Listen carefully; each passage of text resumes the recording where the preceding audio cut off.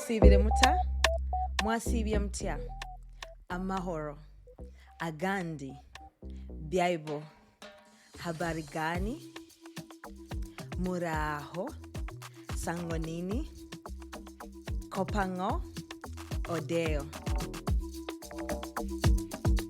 For those of you who are wondering what that was, these are some of the various local greetings found in East Africa's diverse languages.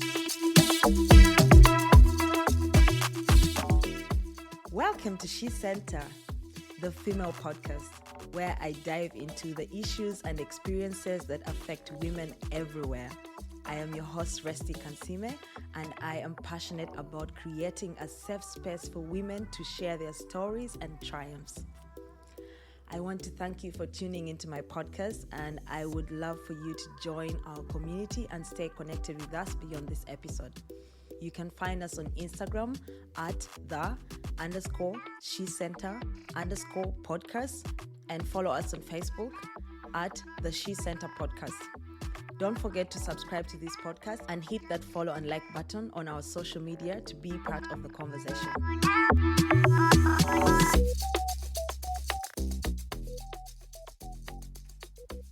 Welcome back to you all, and thank you so much for all the love and support. I am really, really grateful. I love all the comments, the messages, and the support that you have all given me. I am really, really grateful for that.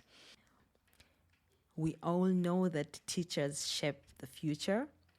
They have the responsibility to shape the people that we become as adults.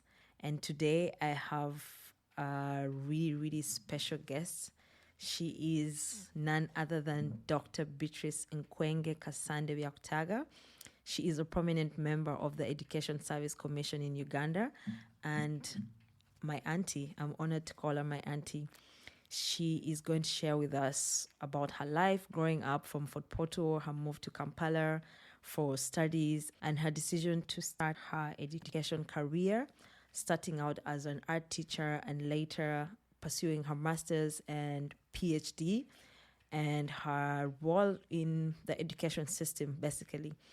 Her stories are really, really inspiring. She is going to teach us a lot. I have definitely listened to this a couple of times, and I definitely learned so much from her experiences. I know that many of you are going to learn so much as well. So hopefully you would listen until the end to listen to this wisdom from this amazing woman that I call my auntie. Habwali wasivota. Kurungi aboki yosibirota. Kurungi, welcome to Germany. Thank you. Yes. I'm happy to be here. Okay, I'm glad that you're here because I thought we would have to do this over video. But now we can do it face to face. Good. Yes. Okay, so Aboli, I know you've heard about SheCentre. You've been introduced to the podcast world. And since you're one of my mentors, you've been seeing the project growing from the beginning.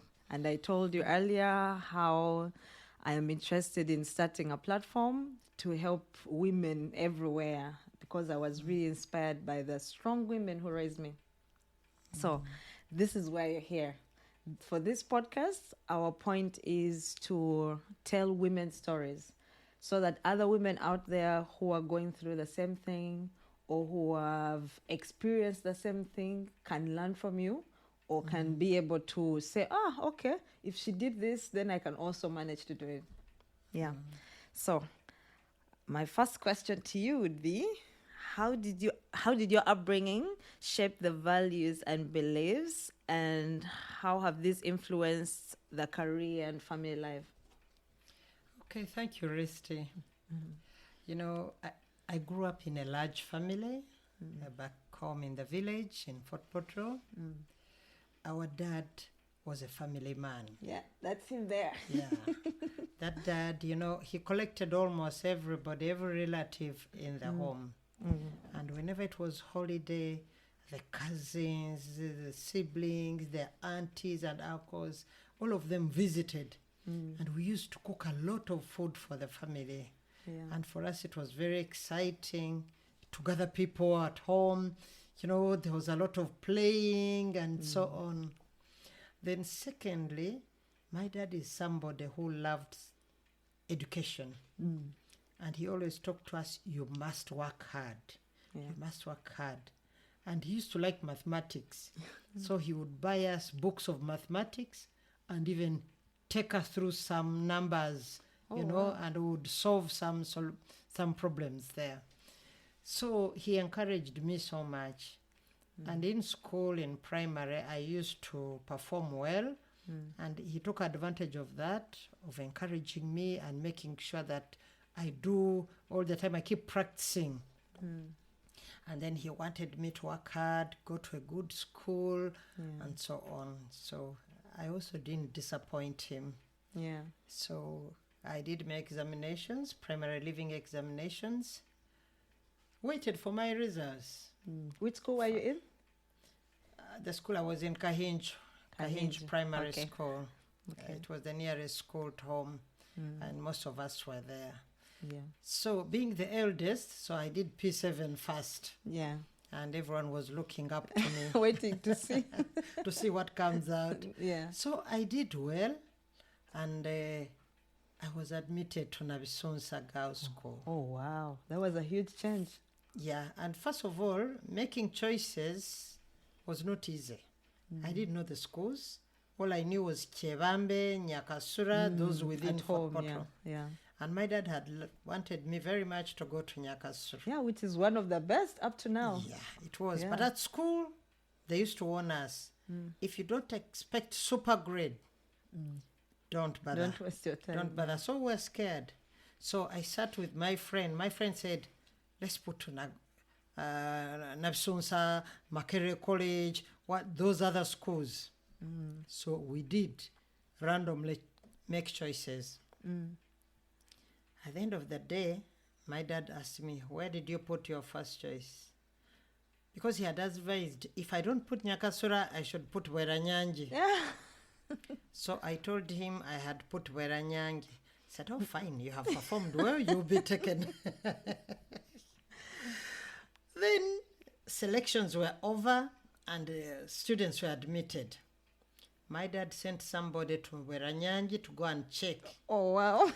The person who went checked the whole list, even those who had lower marks than mine were admitted.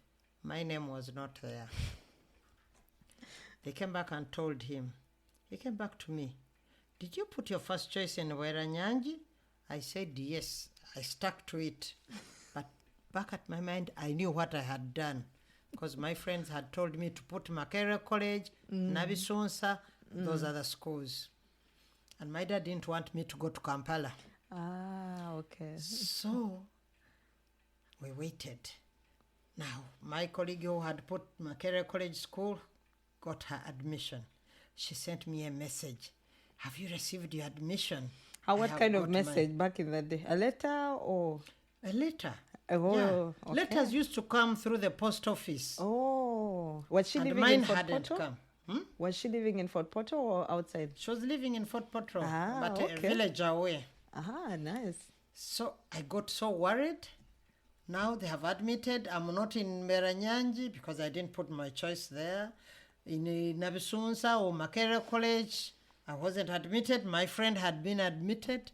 So it was a big worry for me. So one day my dad came home for lunch. He asked me, did you put any choice in Nabisonsa? I said, Nabisonsa? Maybe the last choice is there. He looked at me and said, answer yes or no. I said yes. He just stood and looked at me. Then he got a letter and threw it at me. You've been admitted to Nabisonsa. Do you know where the school is? I said, no. You take yourself there. I won't take you. For me, I quietly picked the letter and walked away.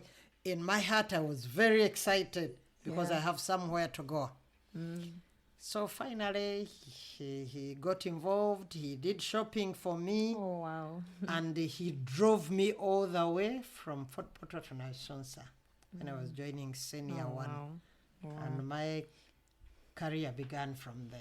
So how was the change? Was it a big change for you from, the village. Now you're in the city living with different people. Yes, it was. First of all, I had never been to a boarding school. Yeah. This was my very first time. I didn't know the people. And actually, when he said bye to me, I cried because I didn't know the people I was going to stay with. The environment was quite different. But there were some Batoro students who learned that there was a Mutoro who had come. Yeah. They came to look me up, to comfort me and to make me get used to the environment. Yeah. So later on, my life got okay. And of course, I got friends and I started working hard. Things were fine. Yeah. Did you always know what career you wanted to have? Or is it something that gradually came along the way? So as I performed, I was more inclined to sciences. Okay. But I was an all-round candidate. I would do arts well and science as well. But my father said, focus on sciences. I want you to become a doctor. Oh, as usual. I said, fine. But at that age, you're just learning for the sake of learning. There are other things that occupy your mind. I did my A-level and I made my choices. So I put my first choice at Namagonga. For Mount St. S4, Mary. after S4. For A-level, after S4. Yeah. Napsunsa didn't have A-level. So we had to choose other schools. And Namagunga was one of the best. Yes. And it's one of my teachers, my mathematics teacher, who said, you put Namagunga. I know you'll perform well. If they don't take you to Namagung, they'll get you another equally good school. So I put my first choice at Namagunga. And they said, you can put no preference for subjects. They'll place you where they think you fit best. And indeed, when I went, they had given me sciences, physics, chemistry, and math. So when I went to Namagunga, I found some old students from Nabisunsa who welcomed me. And then they told me the mathematics teacher they had was a very poor one. Bad students never performed well. So they convinced me to change from math to biology. So I did physics, chemistry, and biology at A-level. Yeah, and I acquired new friends. But then at the end of the day, I didn't perform well. I fell sick towards the end. I didn't perform well. And my dad was very, very disappointed. And he said, no, you have to go back and do senior 6 because I want you to go to university and do medicine. Now I was disgusted with everything. I was very discouraged. But I went back. I went to Nyakasura, did 2 terms in Nyakasura school. And then from there I went to Chambogo. To the university or to... No, Chambogo, by then it was a diploma awarding institution. Okay. Yeah, so I went to Chambogo, National Teachers College, and I had done art as well. So when I went to Chambogo, I did art, double main, and performed very well. I started my career of education. I forgot all about medicine. Oh, wow. So now I became a teacher. What were you teaching?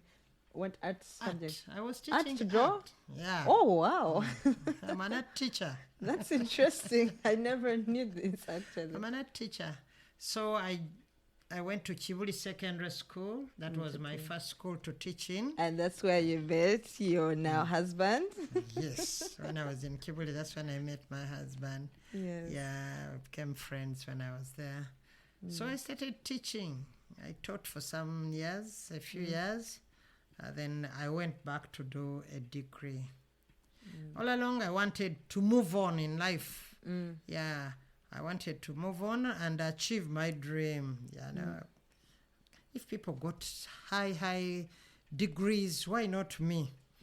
So I went back and did a Bachelor of Education at Chambogo. By then it was called Institute of Teacher Education. So I did my degree course and passed very well. The following year, I was admitted in Makerere University for a master's degree. Had you already gotten married this time, or you were still single? Oh yeah, in between there, things happened. My husband, my then boyfriend, didn't give me time to pursue my career first. So when I was teaching in Kibuli, he proposed, and I said yes. Yeah. Then things fell in line, and we got married in 1982. Wow. And then I was expecting my firstborn, Joshua, who was born in 1983. But I continued teaching. Yeah, I continued teaching, and then I got 3 kids. Then when my baby, my third child, Jonah, was about 10 months, I joined the Institute of Teacher Education for a degree program. Oh, the first degree. The first degree. Oh, how was that? It was hectic because I had a young children actually, because they were all still young, and then I had to work hard at school. I was a resident, would come home every weekend, all those things, taking care of the home and then being a student and working hard. But God helped me. I was able to balance, and I performed well. So you were staying at the campus?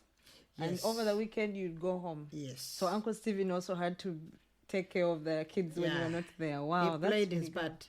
He That's was very really good. supportive. Yeah, because he also wanted me to grow in my career.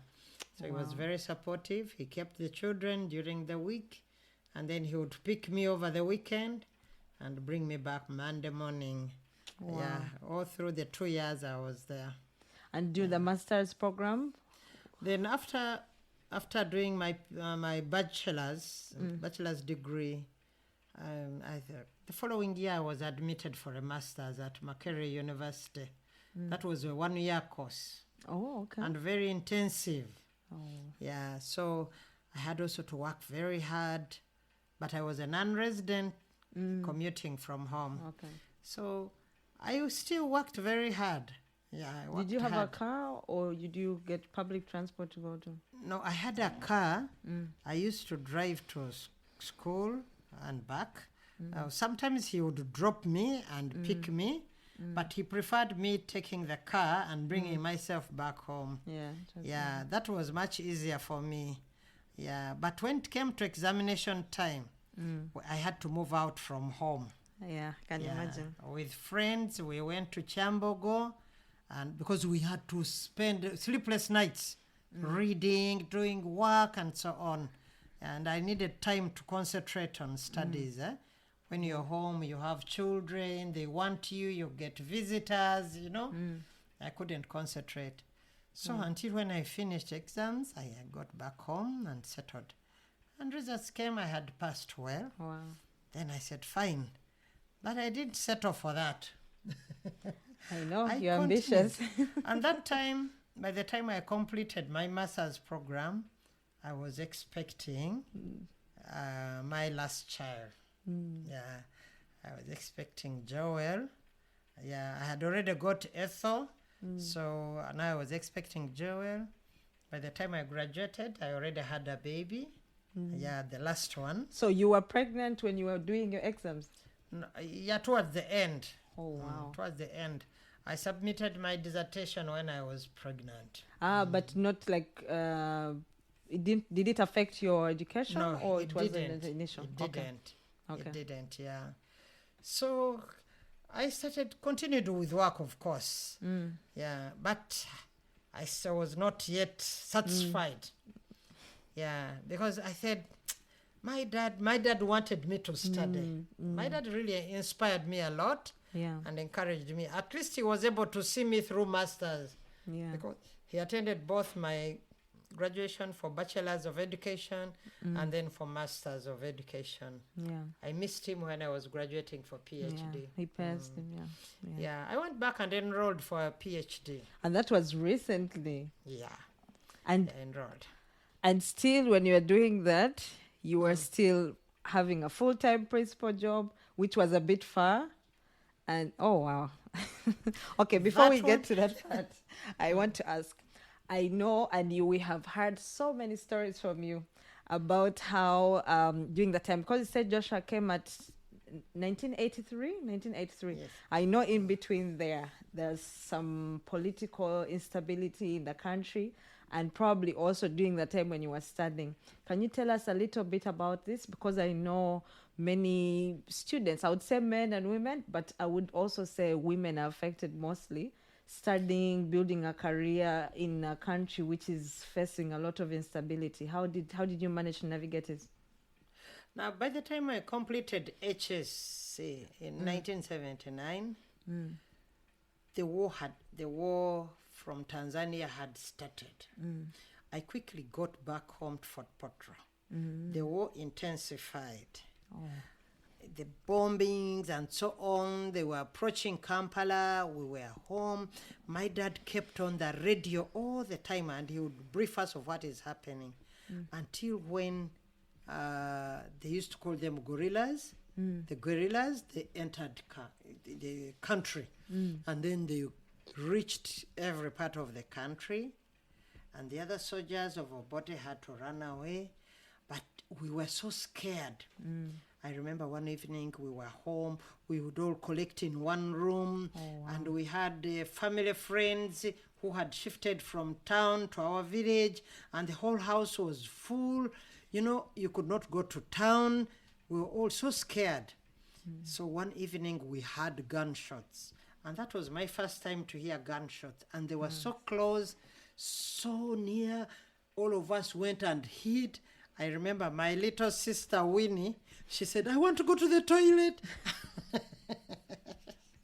After she had that big gunshot, and we're so scared. And then there was a relative who was in the army.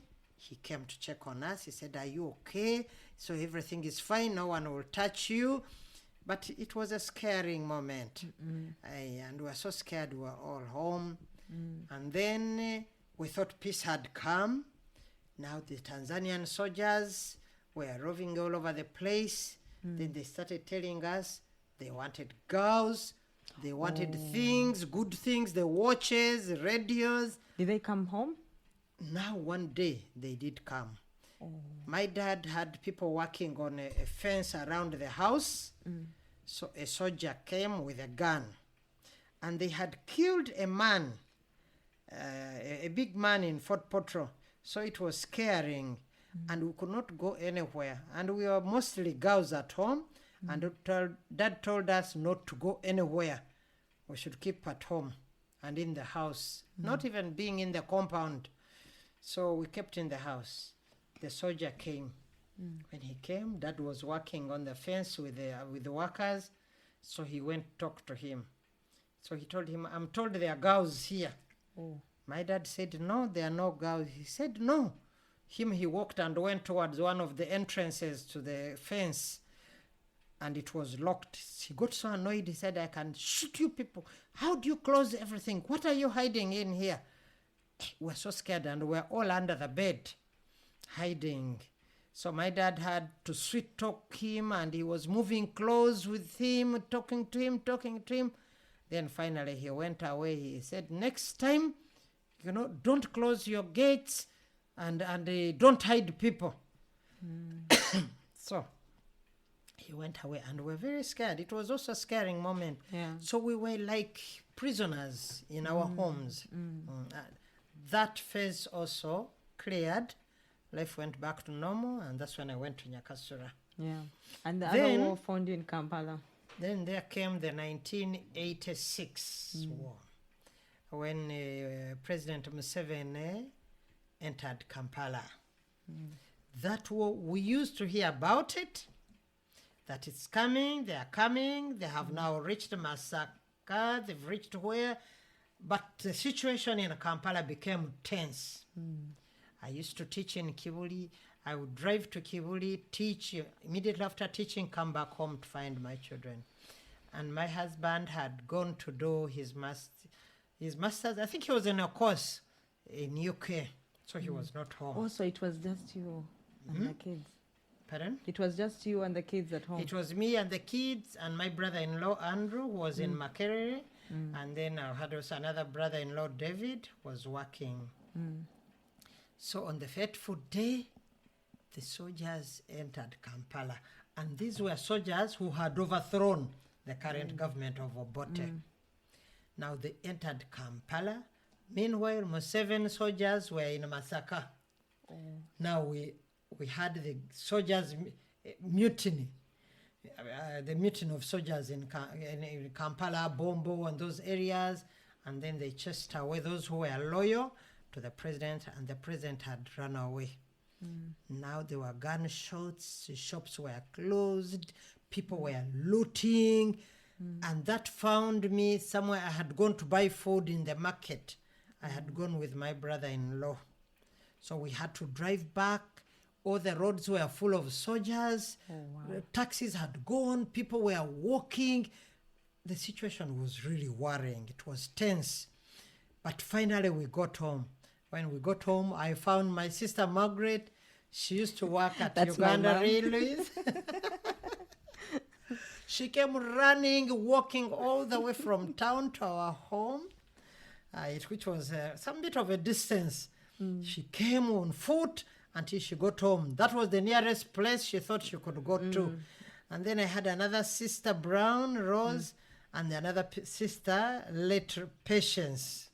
So they were all home. And we were there. You were in the center of town. In the same house, in the center of town. And my brother-in-law was in Makerere. Andrew also came home that morning. So we're all in there, and we closed the door. The gunshots began. People were running past our home. We used to live in apartments. Bugolovi? No, in Kivu Road, in flats. So they were running, going to Makerere Kivulu. And then we would see people in Makerere Kivulu peeping, wanting to come to town to loot. Then the looting started. We were scared. Now people came, soldiers started driving into our compound. They first went to our neighbors' home. They looted everything. They carried whatever they had, and we could see them through the windows. Now we said, what will happen at night? Then in the evening, at around 7, they came to our door. They started hitting the door. Fungua, fungua. Patience wanted to jump through the window. Margaret was under the bed. We had a neighbor's daughter who ran to our place, was also under the bed. Oh my God. And my children were sleeping.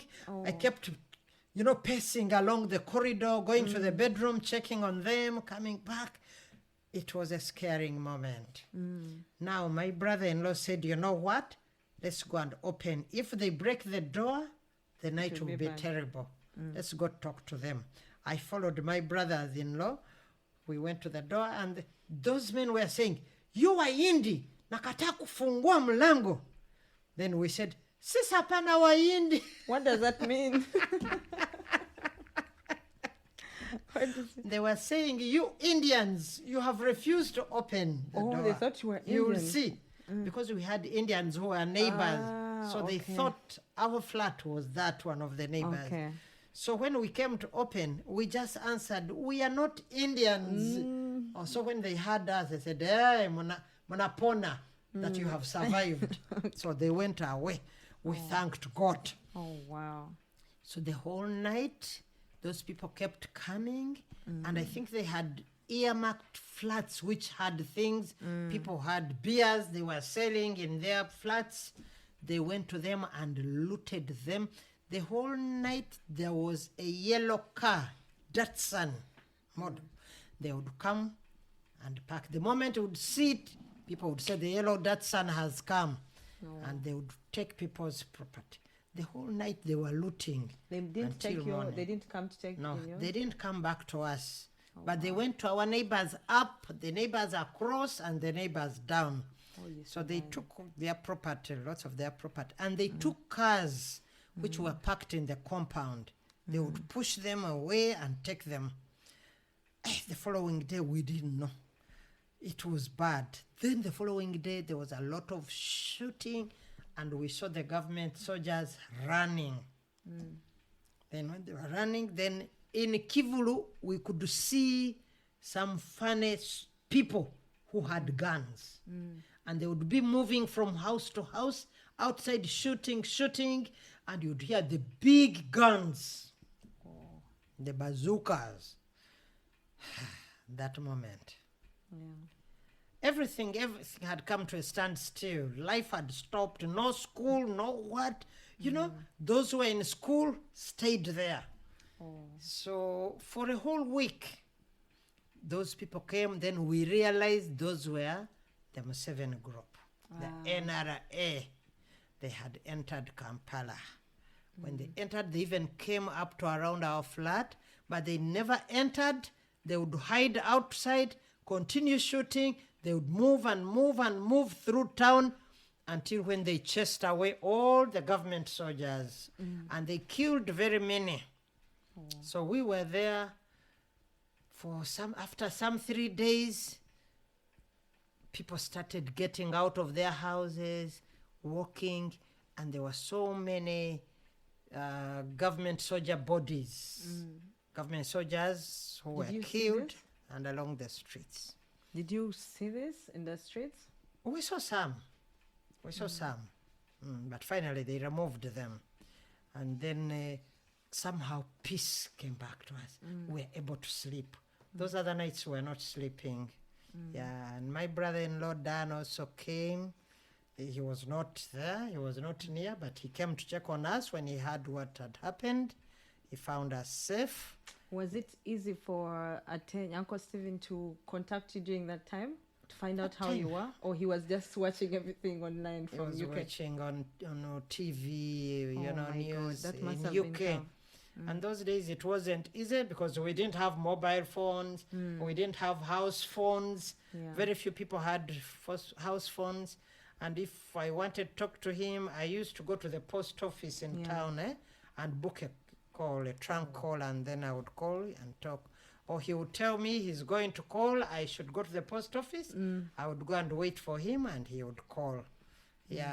Must have been so hard he for did. him, We arranged after that, and then he talked to us to find out how we were, and so on. So life got back to normal in 1986. And that time, now I think I was expecting Jonah. When he came back, I was expecting Jonah, because Jonah was born towards the end of 86.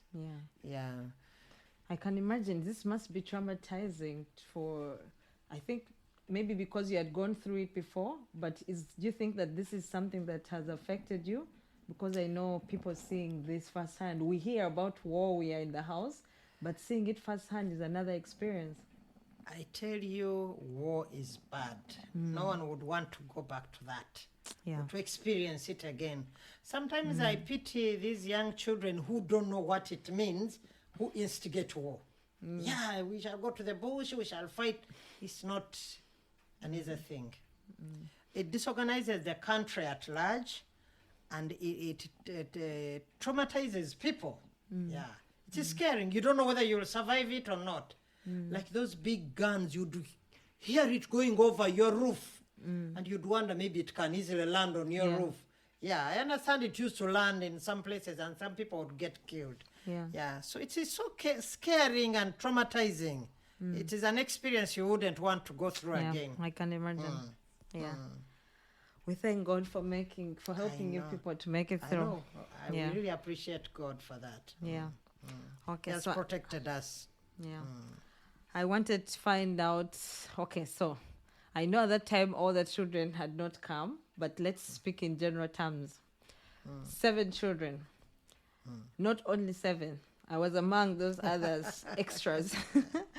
I remember your house was full. Auntie Brown's kids, me, your sisters, my mom was there, your cousins, your husband's family. Your house was always full of people. There is a conversation that went on in Uganda. People were saying, if your wife, it's so inconveniencing to bring your family members into the house, blah, blah, blah. And I was like, I'm those people. How did you manage this? Because for me, when you're saying you were doing masters. I was there at your home at that time, and I didn't even know you were studying. I was young, of course, but I didn't know. I just saw you as a person who would leave to go to work. I didn't know that you were a student. At this time, I've been a student a few years ago, and I can't even imagine coming home to a house full of noisemakers and managing my school, and at the same time providing also. How did you manage to navigate family life and your career? You know, having grown up in a big family with plenty of relatives around, it was a normal thing. Okay. Because we had cousins and some distant relatives we had never seen or known before. They would come, and our parents would tell us, that is my uncle, that is my aunt, that is the son of my uncle, daughter. And we had plenty of food. So we would all share and we would be happy. So it was a normal thing for me. So even when I got married, relatives were dear to me. Yeah. So my siblings came. I didn't find any problem with that. My nephews and nieces, when they came, they also came. They were part of our family. And the good thing, my husband is a family man too. Very accommodative, and very receptive, and loving and caring. He would even wonder, why isn't this child going to school?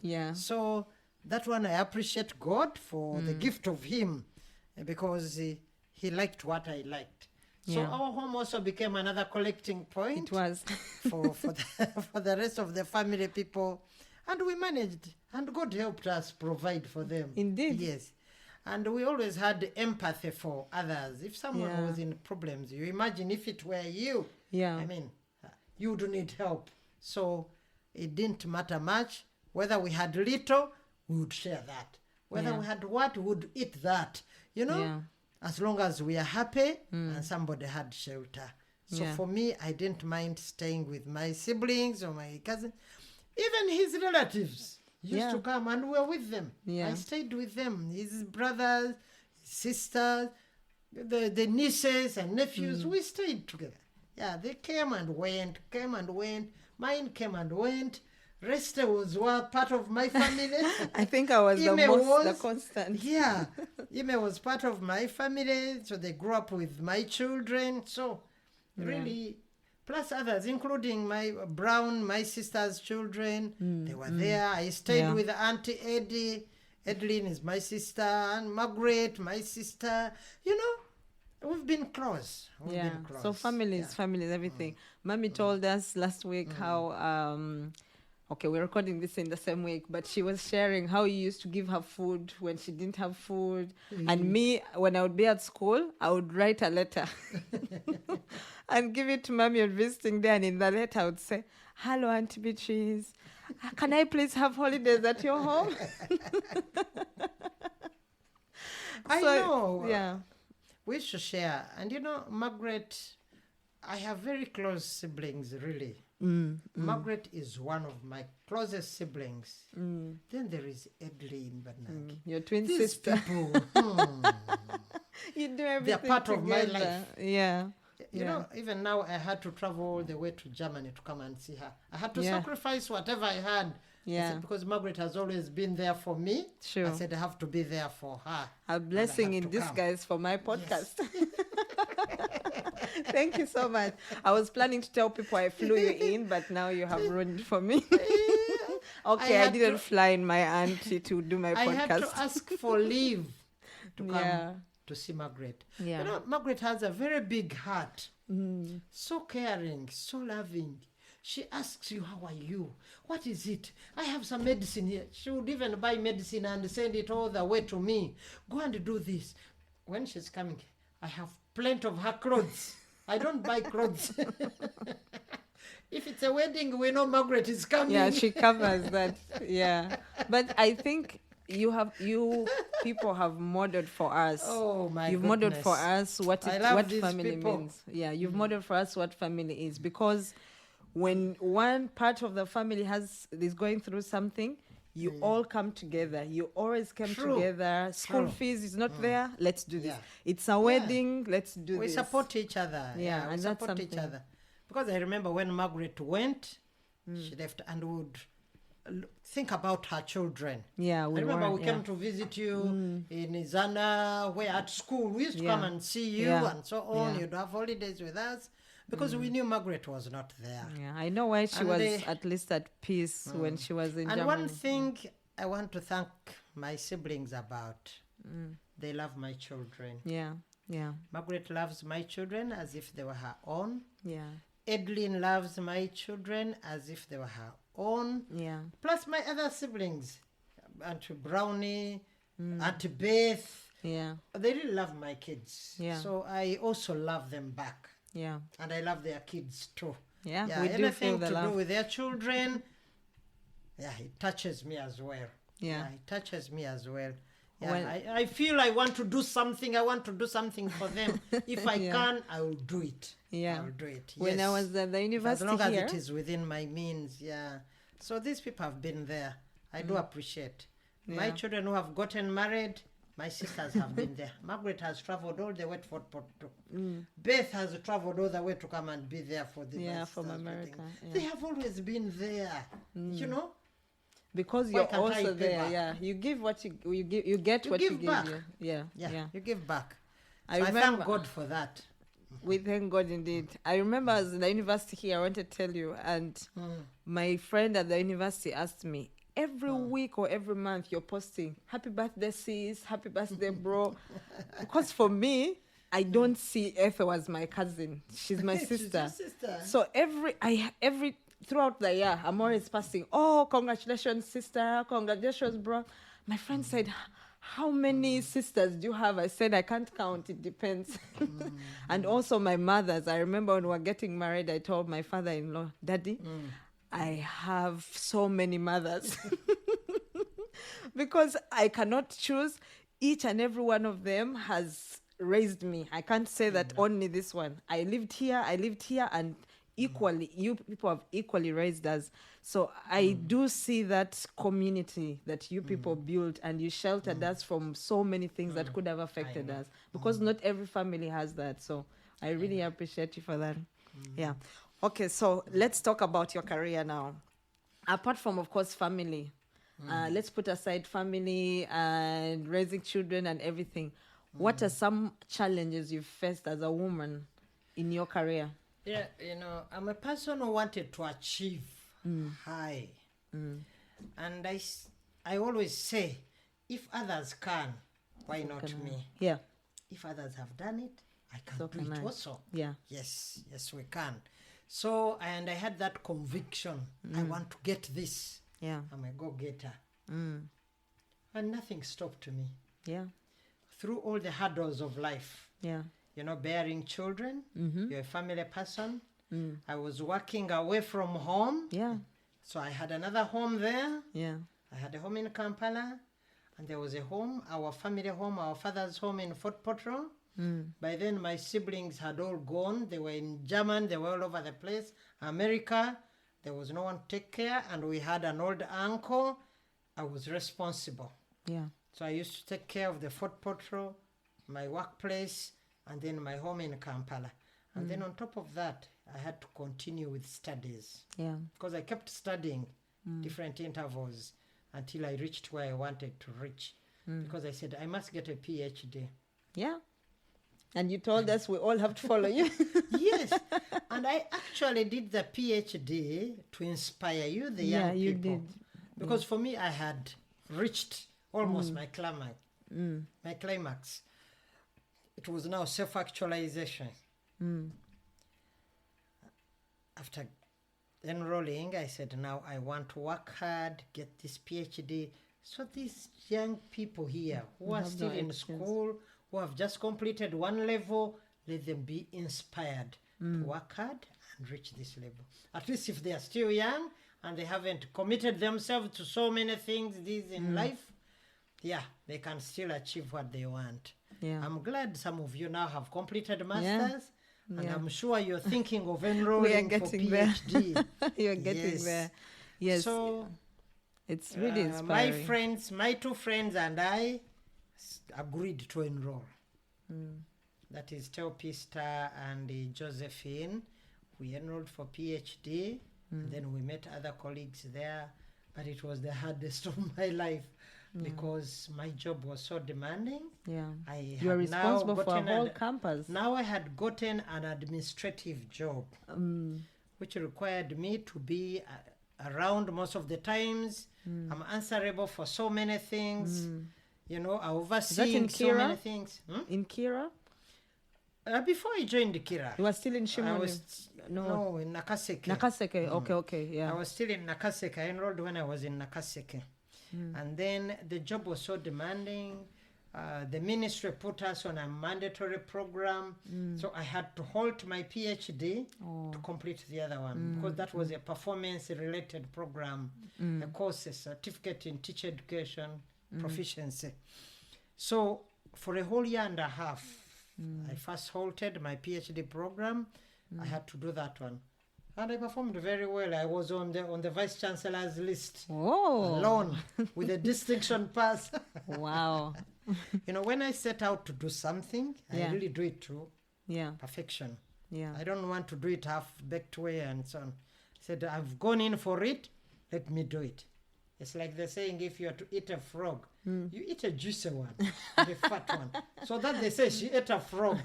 Why should I eat a lean one and then they say she ate a frog? Let me eat the juicy one. Yeah. So I go in full blast. So I put aside PhD and I concentrated. It was so demanding and very hectic, and it involved supervision of others also on the program. But finally, we came to the end of it. We qualified and then we got our certificates. Now, getting back to my PhD, I had kind of lost track, lost interest. I didn't know how to begin. I kept picking out my proposal and would put it back. And most of the things now had been outdated. You know, like the literature, you have to continue updating. To review new literature. So it was hard. We kept dragging our feet. You pull out the But you had your friends with you to do it together, right? My friends. Yeah. But they were all, because we were all principals. All administrators. Institution administrators. So it was hard. But we would keep calling each other. How is it? Have you started? Have you started? Me, I put that. I don't think I will go back. So you people helped each other through it. Otherwise, you'd have given up if you were alone. I think if I was alone on the program, I don't know whether I would have completed. But we kept motivating each other. I think that's important. Then, even at the university, they called us. They said, what went wrong? Because we had completed examinations. We had done the theories and passed. We had done vivas for the proposal and passed, and we had collected data. Now, what was remaining is really analyzing that data, interpreting it, and writing the book, writing the thesis. So, but all that now, we had lost interest. But they called us and said, we are giving you the last chance. And remember, each year that passed, money would accumulate. Money would accumulate. You'd have to pay the whole year's fees, whether you studied or not. My goodness, the money had become too much. We said, where are we going to get that money from? So I think the university sat down and agreed, said, we need to enable these people. We were not alone, we were quite a number. Others had their own other issues. So they called us back and they said, okay, we are waiving the fees. Wow. You're only going to pay for the current semester if you enroll back, and we re-register you, and then you pay also a fine for one semester. That's Makerere. Makerere, yes. That's good. So we talked amongst each other. We said, okay, let's take this option. Let's complete. We had put in so much. So we paid and got back on board.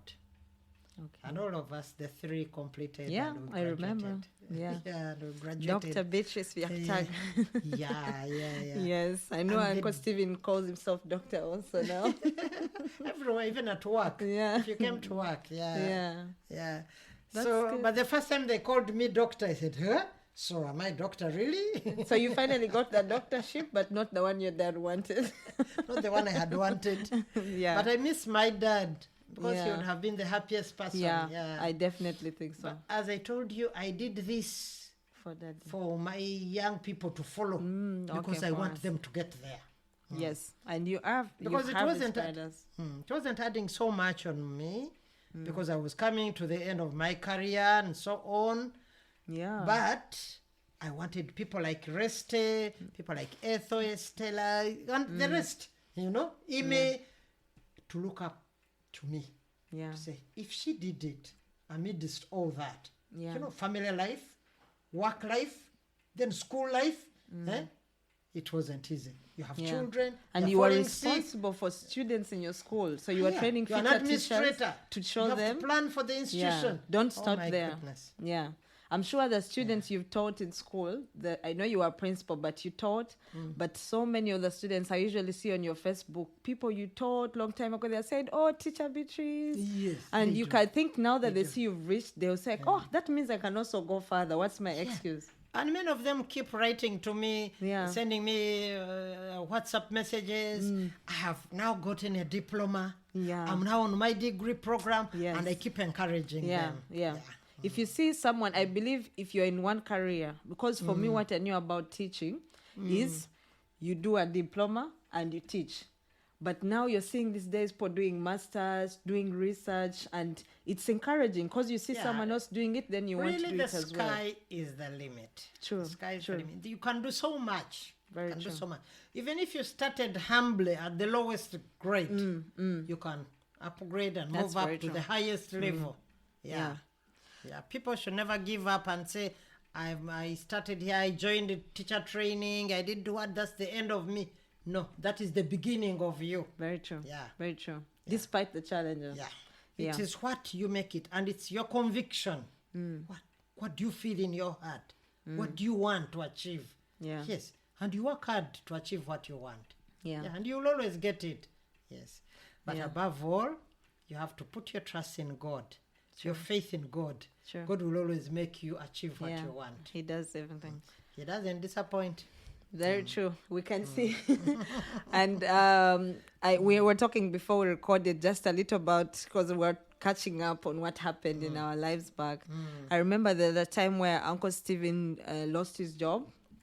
And I think me being the visitor, and I can imagine for the kids and for you, how challenging that was for your family. Because now that you're mentioning all this, it makes me realize this happened in between all these things that you were trying to accomplish. Was it something that affected you, or it made you say, you know what, I need to go harder at this? Could it be one of the inspiring things that pushed you to do everything that you're doing?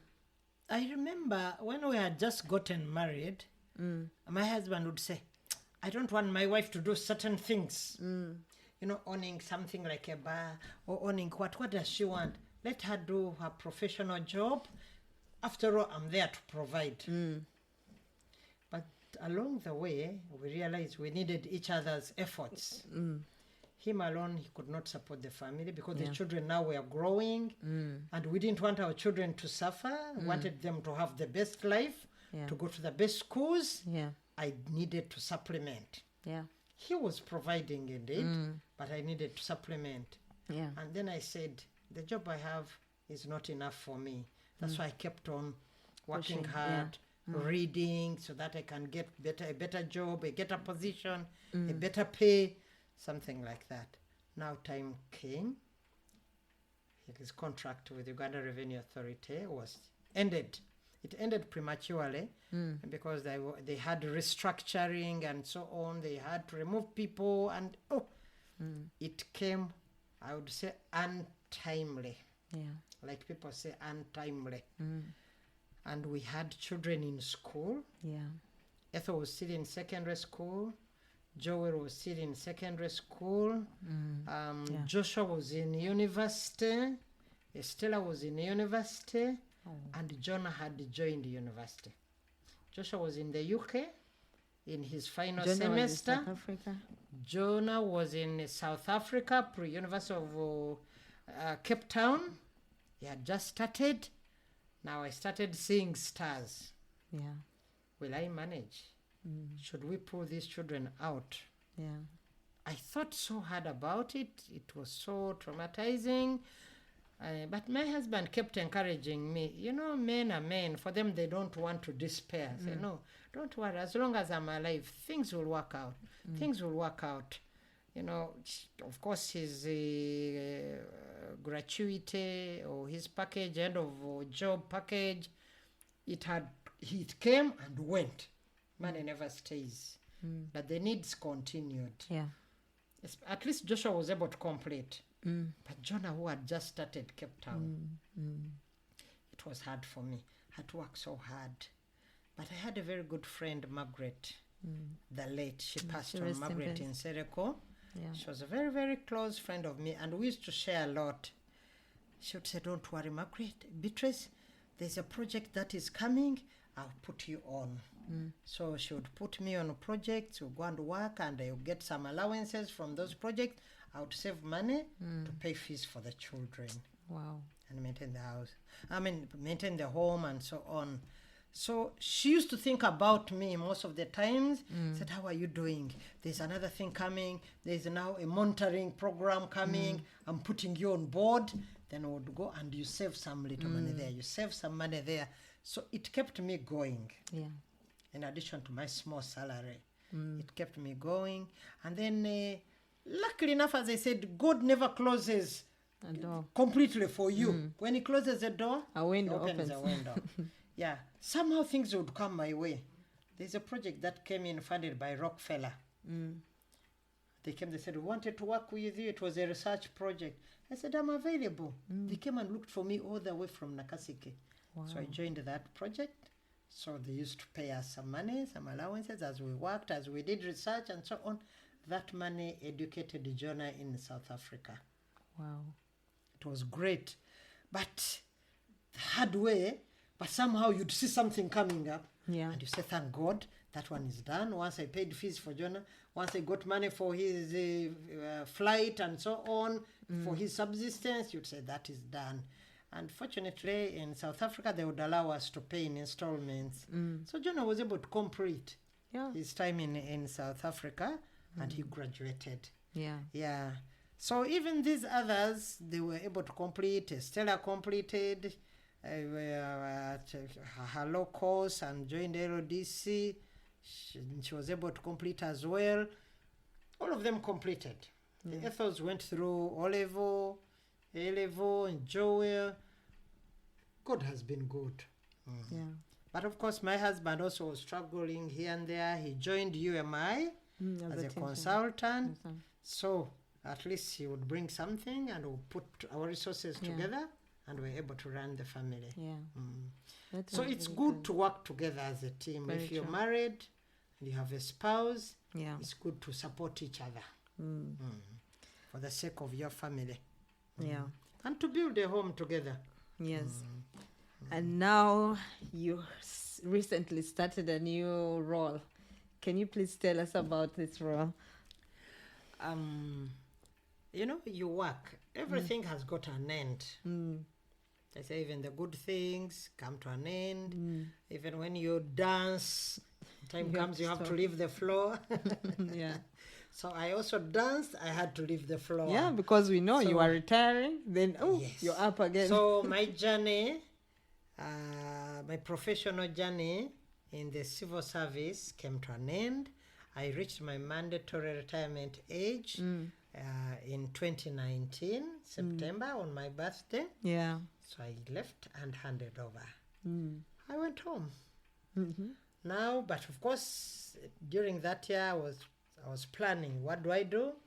We already had land in Zerowe. I had a small farm there. Yeah. I said, I'm going to You concentrate used to on bring that us farm. food. Yeah. There is food. I had planted plenty Yeah. of food. Yeah. Matoka, I would continue growing food so that we have food. And in Kampala, you need food. And we already had a house. Yeah. So we said, at least no paying rent. You had We planned only ahead. pay bills. Yeah. And the food we'll get from the garden. Yeah. At least my gratuity and my Yeah. pension will go Was towards covering. looking after the farm. Yeah. And we had a few animals there. So that was my plan. Going there, working on the farm, and so on. Somehow, as I said, you know, we were told by Fajil Monday, are you sportable? One time he said, you must make sure that you are spottable, that you can be seen out of the crowd. Someone Stand should out. be able to say, that Resty there, that Beatrice there. So somehow I was spotted. Wow, you stood I out. was spotted. Someone called me and said, bring your CV. Wow. Just before I completed in that 2019, I took the CV. I said, what is it all about? No, there is a position here and there. They are looking for people, and someone had forwarded your name. People who know how you work, they thought you would do a good job while you're there. I said, oh, fine, that would be good. I gave in my CV at the beginning of 2019. And I knew I was retiring in September 2019. Well, I forgot all about it. I came to retirement. I retired. Then the very person who submitted said, have they ever gotten back to you? I said, no. I said, sure. I said, fine. Kept quiet. Then all of a sudden somebody said, hey, congratulations. I said, for what now? Yeah, I saw your name. You had been recommended for this. I said, sure. I knelt down in my home, in my house, in my bedroom, and prayed to God. Indeed. You had been waiting a little patiently. Yes. So the journey started from there. I hadn't gotten the letter, but the word was there. Yeah. So in March 2020, That was COVID time, yeah? COVID time, I was called to go and interface with the Appointments Committee of Parliament. Wow. I knelt down and prayed again and thanked God. Yeah. I prepared myself. I went to Parliament. So they told me you had been appointed for this position. So they asked me quite a number of questions. I was very confident. I responded because things were within my job work. You know, my job description and so on. I knew what to say. Then I said, okay, thank you for coming. I went. After 2 weeks, I was called by my mother ministry, the Ministry of Education. Yeah. Come for your appointment later. Wow. It was COVID time, but my husband, I asked, can I send somebody? Because my husband could drive a pickup there. They would allow pickups to move. Because all cars, the small cars, were not allowed to move. So he drove and went there and picked my appointment letter. I was very excited. I never forgot to thank God. Yeah. But I couldn't report to work because of COVID. We're in the lockdown until July 2020, when they had opened up and, you know, offices had started operating, and I had to be sworn in before assuming office. So they fixed my date for swearing in, and I remember, you know, COVID had just cleared a little bit, so they allowed me to go with 2 people to the swearing in to the High Court. So I went with my husband and my last born, Joel. I went with Joel because I wanted him to be inspired. Yeah. And that was the beginning of my new era now. No retirement for teachers. They say Yes. teachers So, never go old. Yeah, they gave me a job to be a member of the Education Service Commission. Yeah. It's a high-profile job. I thank God for it. There is a lot of hard work required. Yeah. Yeah, and I met some colleagues there whom I knew. And I used to do some kind of part-time, not really part-time, but the ministry used to send me there as a technical person to participate in some of their activities. So I knew quite a number of people inside. So when I joined, I wasn't completely new, and I found a very good team with a very good chairman. So I started my job, and that's where I am right now. I thank God for it. We thank God, because the higher you go, the more space we have to reach you. Yeah. Okay, so we have really reached to the end of your career now. And no, I'll say something when you're done with this conversation in my introduction. But I think to conclude, you can tell us, based on everything we've talked about, even some things that only you know, speak to the women out there, because there's so many women who are, let's say, the firstborn, you have all your siblings looking up to you, and then you have your family looking up to you because you are the first one to make it. And my mom said for her, you are her, everything you said, she does. I know she still does everything you say right now. If I told mommy I'm not calling Aunt Beatrice, she would probably say. So you have managed to come in leadership. I don't know how many women in the top of the education sector. I know our minister is a woman, but I can imagine it was challenging based on all the things that you have explained. There could have been a lot of things that could have put you down, like family. Many people say if you have a family, you're neglecting it if you chase your career. So speak to the women out there and tell us anything. Tell us whatever. What are your concluding remarks from Dr. Beatrice Byakutaga? Well, I want to make a call to my fellow women out there that anything and everything is possible. Yeah. Where there is a will, there there is a way. We should never look down upon ourselves, to even have pity on ourselves and say, moreover, I am a woman. No, I'm a human being. Yeah. And I'm capable of achieving great. Yes. I can reach wherever I want to reach as long as I put in effort, as long as I work for it, you can get there. Never have pity on yourself. I have children, I have a family, what will my husband say? The most important thing, talk to your husband, make sure that your husband understands. Let your husband support you in what you want to achieve, and you'll get there. You'll get there. And learn to balance work life, home life, and your own social life. Yeah. Never put yourself out and there and say, that's not for me. It's for others. No, it is for you as well. Yeah. You can achieve great. Yeah. You can achieve great. And you have to be focused. What is it that I want in life? Yeah. What is it that I want? Yeah. Where do I want my children to be? Yeah. So you must have a vision. Yeah. And focus on that vision. Have objectives which you should achieve. Yeah. Yes. Your objectives should be smart.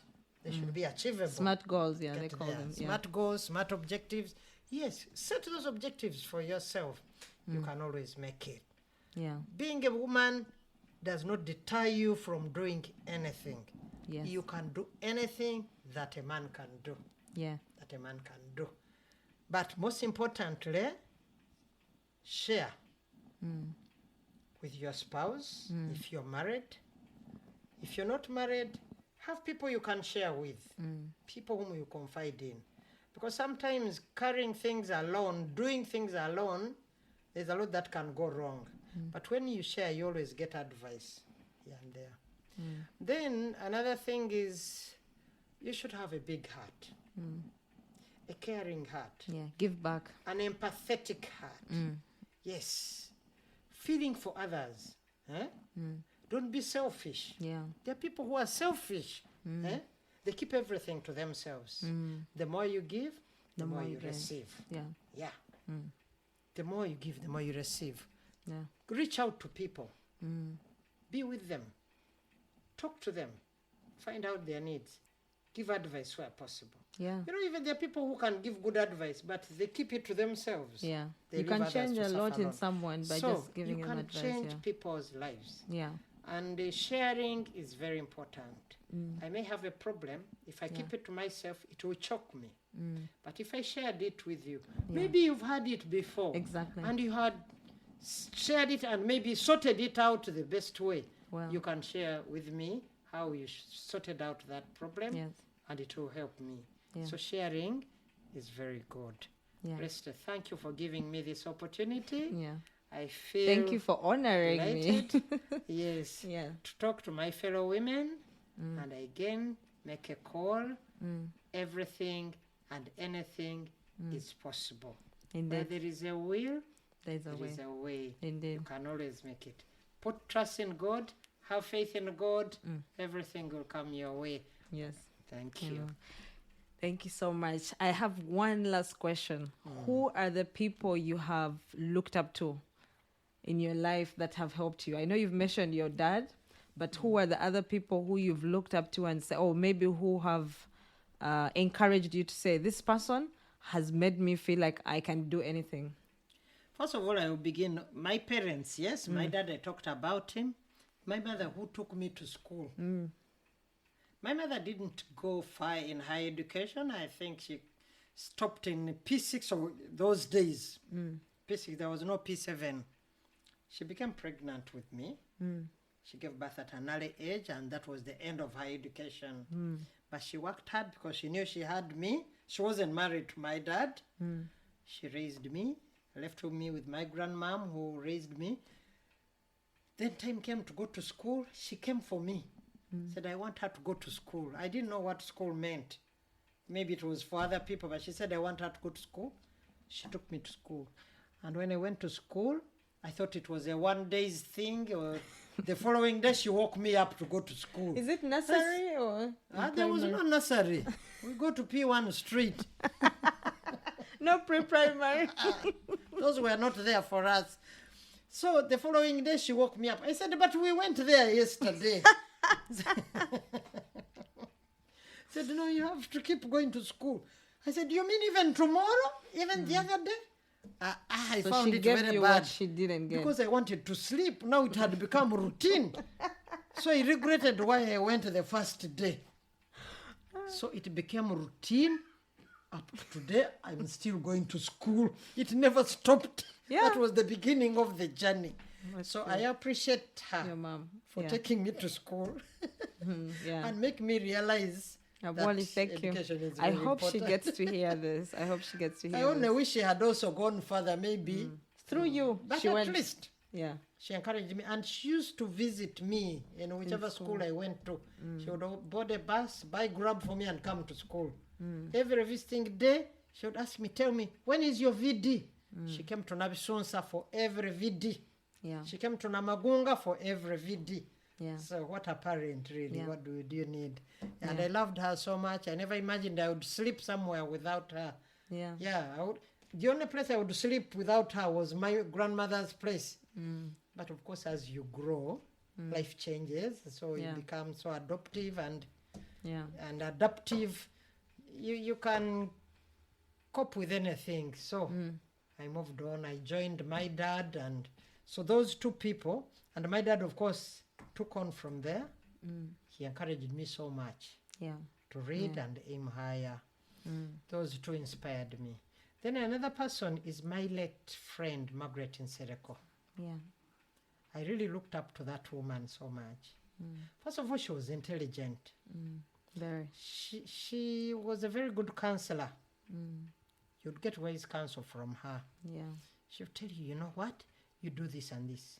However big the problem would be, if you talk to her, she would really calm you down. Yeah. She would calm you down and make you And get peace. through your friendship, she became our family. She became a family Yeah. friend. Yeah. She knew all my relatives and she loved all loved my relatives. us like Yes. we are her All of children. you, I remember when she put you on her the entourage of her daughter and bought you clothes. Yeah. I remember when Amy was getting married, she came with a truck full of food. A And friend, even your brought, friend. the man who made the snacks. Yes. Yeah. But So she was a was a unique very person. very. She loved and she loved and she became my other sister. Yeah. Sure. Yeah. May she She rest became in my peace. other sister. I really looked up to her.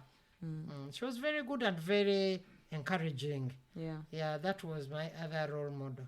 Yeah. Then the others, of course, are the people who are in higher positions, women especially. I look at women in leadership. Say, yes, if such a woman can do that, I also can do it. What? Measure, give us one woman or two. who We you have our think- Minister of Education, the First Yeah, Lady. Yeah, she's a calm and collected lady, and she knows what she's doing. She has led the ministry for 2 terms or something like that. She's been there, and I think she's doing well. Then there are other ministers, like Honorable Nankabiro. She's a tough lady. She has been in Minister of Defense. She's now in energy. Yeah. And she talks and she does her things. So if such women can do things, any woman Who also am I? can. Yeah. Yeah. We only have to be convinced that I can do it and have confidence in yourself. Yeah. Yeah. I get, from what I'm getting from you, even when your mom didn't go to school, even when you don't have anyone around you who has achieved what you want, you can look outside and learn from other people's lives. Yes. And that's what I believe for me SheCentre is about. Yeah. Because when I was growing up, I was fortunate enough. Yes, my mom did finish school, but I had you. I think you're one person I looked at and said, if my auntie can do this, I can do this. do it. Yes, because many people didn't finish school. So through that, I can see that if you find the information is out there now in our era, we have podcasts, we have internet. All For I us, have we didn't to have do, those. Yes. So right now with SheCentre, I remember when I came to you and told you my vision. I told people that have brilliant minds behind my project, people who are helping me. And you are one of the people who has been guiding me. You tell me, actually, you were in a focus group discussion, choose the name. Yes, and you people have told me that we need each other as women. If one makes it, so can we. So, Yeah. And that's all That's saying, yeah. if others can, So why can not I. me? So can I. Yeah. Yes. So if no one around you, ladies out there, if no one around you has made it, no one in your family, no one in your village or in your Get out. country. Get Look out up. of the box. Yeah. Look outside. Yeah. Who is there? Yeah. Who is close, similar to you, but has Exactly. done great? Yes. Well, Very important. ladies and gentlemen, this has been a really inspiring message and I love the story. I know that everyone is going to pick something from this conversation. And I just want to encourage any woman out there listening to this. If our parents did it through wars, all the challenges, there were a lot of stresses on women back in the day to take care of their homes. I know we also have our own challenges, but we do also have a lot of resources. There are podcasts, there's YouTube. If that's something that is available to us right now, let us take the opportunity and do better. Thank you so much for listening. We'll see you next week. This is SheCentre, the female podcast, where women's stories matter. God bless.